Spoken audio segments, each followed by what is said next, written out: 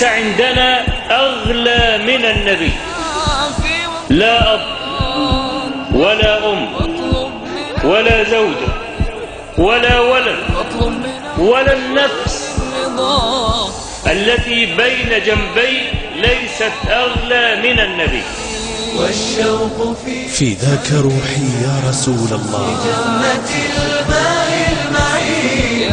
كانت رؤيته متعة، تعرف كم يكلف النظر إلى صفحة وجهه الكريم؟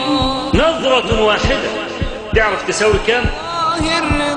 قال صلى الله عليه وسلم: إن من أشد أمتي حبا لي رجل يتمنى أن يراني بأهله وماله. لو أنت ملياردير وعندك من الولد 1000 تتمنى أن يكون هذا أجمع ثمنا لنظرة واحدة إلى صفحة وجهه صلى الله عليه وسلم. فكيف إذا صليت خلفه؟ وكيف إذا نظر إليك؟ وكيف إذا خاطبك؟ في ذاك روحي يا رسول الله.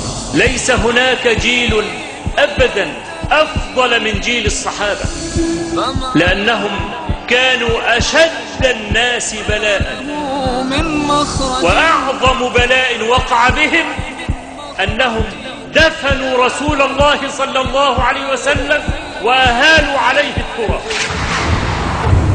في ذاك روحي يا رسول الله. رباه يا رب السماء، يا من رفعت الأنجمان، اغفر لمن جاز الحما، اغفر لمن جاز. أنا أعلم أن الملايين من أبناء المسلمين عندهم هذه العاطفة، بتجزي المتقين، ولكنهم لا يعرفون كيف ينصرون الله ورسوله.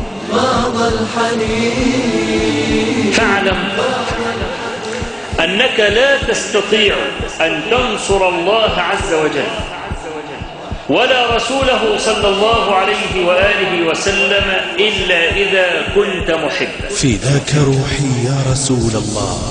رباه يا رب السماء، في ذاك روحي يا رسول الله. رفعت الأنجمان، اغفر لمن جاز الحما، اغفر لمن جاز الحما، اغفر لمن جاز الحما.